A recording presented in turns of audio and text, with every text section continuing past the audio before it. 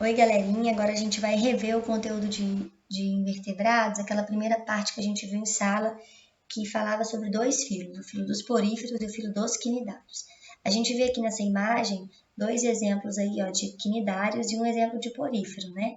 Uma animal do mar é um quinidário, essas águas vivas aí representadas nessa ilustração também é um quinidário, e a esponja tá aí, a gente tá vendo uma colônia, né? Várias esponjas juntinhas aí no cantinho. Os poríferos, que são o exemplo mais famoso que a gente tem, são as esponjas do mar, são animais muito simples, eles não têm muito tecido diferenciado, não. As células muito simples, não tem célula sensorial, não tem tecido nervoso, não tem cavidade gástrica, né, de alimentação, não tem sistema digestório. Esses animais, eles não se locomovem, geralmente são de ambiente aquático, marinho, mas existem algumas espécies de água doce. A característica desse indivíduo é que dá nome ao grupo. Então, o corpo deles é recoberto por células específicas e forma poros, e esses poros é por onde a água vai entrar para chegar numa cavidade para ela depois sair pelo ósculo. A gente vai ver na próxima ilustração aí. E esses poros são a comunicação da parte interna com a parte externa deste animal. Então, dá uma olhada nessa ilustração que a gente vê aí os poros, tá? Esses buraquinhos aí por onde a água vai entrar e vai chegar nessa cavidade, nessa parte interna, aí, nessa cavidade interna, que a gente pode chamar de átrio ou esponjocele, tá? A água passa por essa região, flagelos do coanócito, que são células especiais aí, vai bater e o alimento vai entrar para dentro dessa célula e a água vai sair pela abertura superior, que a gente chama de ósculo, tá? O átrio ele é revestido pelos coanócitos, como eu disse, que são células especializadas na captura de alimento e no movimento contínuo da água. Elas têm flagelos, que estão relacionados também a capturar, né, a trazer o alimento para dentro da célula, para ela fazer a digestão intracelular. Em volta dos poríferos, a gente vai ver várias estruturas que podem até, em algumas espécies, ter substâncias tóxicas, tá? Que são as espículas. Elas vão ficar no espaço onde a digestão vai acontecer e elas também vão dar rigidez a esse indivíduo, já que ele poderia ter corpo mole se não fosse por conta da presença delas, que é de cálcio e sílica, o mesmo material que tem na areia. As esponjas, elas são consideradas animais filtradores. Então, se a gente considerar que animais filtradores retêm o que está na água, se a água estiver poluída, vocês concordam comigo que esse animal ele vai sofrer por conta dessa poluição? Então, diante disso, eles indicam para a gente a qualidade da água. Se há um decréscimo na quantidade de animais de um determinado local, pode-se esperar que as condições daquela água não são as adequadas. Eles fazem reprodução sexuada ou assexuada. No caso da sexuada, a gameta se envolve encontro de gametas. No caso do brotamento, cresce um novo indivíduo do lado, como se fosse um galho de uma árvore, só que não é um galho de uma árvore, porque isso é um animal. Ou a fragmentação. Alguém chegou, passou perto de um porífero, arrancou um pedaço ou perdeu um pedaço, um animal bateu nesse porífero, soltou parte dele, aquele pedaço que se soltou forma uma nova esponja. E a gemulação, que é uma forma resistente desse animal, tá? Uma forma de sobrevivência. Então, um pedaço dessa esponja ou uma célula dessa esponja vai ter uma película em volta de proteção para depois ela sobreviver. Então, a gente vê aí, no primeiro, na letra A, um brotamento, dá uma olhada no brotinho crescendo aí do lado. Na B, a gente vê aí o processo de fragmentação, né, um pedaço dando origem a outro animal. E, no caso da C, uma reprodução sexuada. Lembra do desenho do Bob Esponja, que de vez em quando ele passa numa peneira e ele vira vários pedacinhos, depois ele vira um Bob Esponja de novo, né? Então, se a gente avaliar direitinho, é o processo aí no caso de fragmentação, tá? Os poríferos podem se apresentar na natureza para a gente de três formas: ascom, sicom e leucon. Tá? E o que vai diferenciar esses animais é a quantidade de câmeras por onde a água vai passar. Dá uma olhada aqui nessa aqui, ó, a ascom, a água vai entrar quase praticamente direto para o átrio. No caso da sicom, dá uma olhada que a água vai passar pelas câmeras aqui antes de chegar ao átrio. O átrio já é menorzinho. E no caso da leuco, a gente vai ver aí, ó, muita câmera para a água passar e o átrio bem fininho.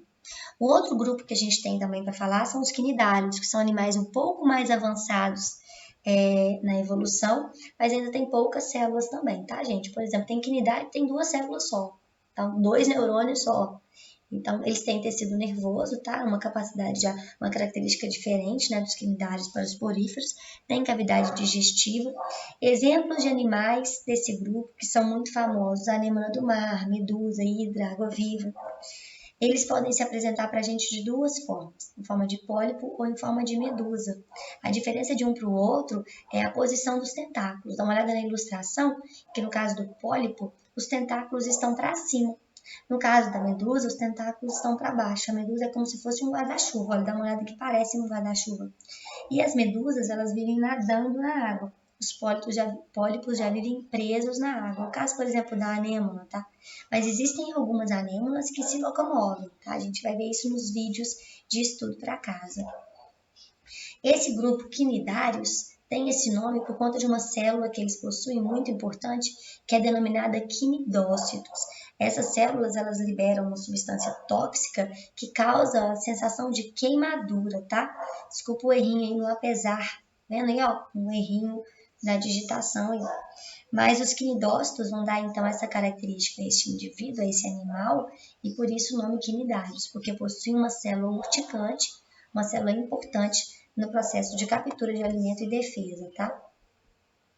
Então, quando um indivíduo encosta numa anêmona do mar, por exemplo, ou em qualquer outro quinidário, esse quinidócito ele vai abrir e vai liberar como se fosse um chicote, que é um nematocisto, que vai ter toxinas que vai paralisar a presa ou que vai causar queimadura.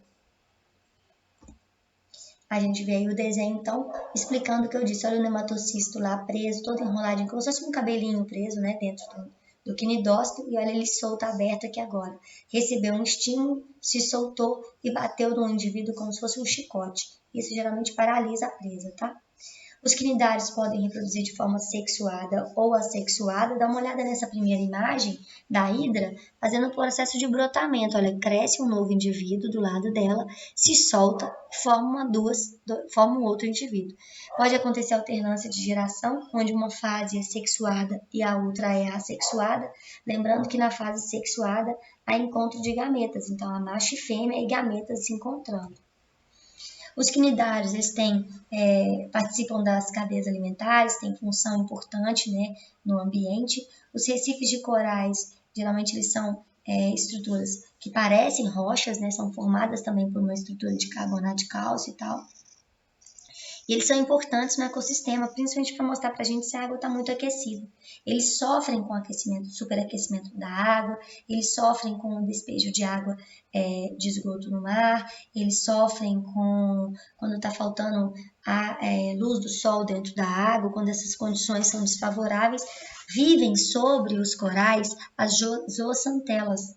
E esses indivíduos fazem fotossíntese e são bastante coloridos.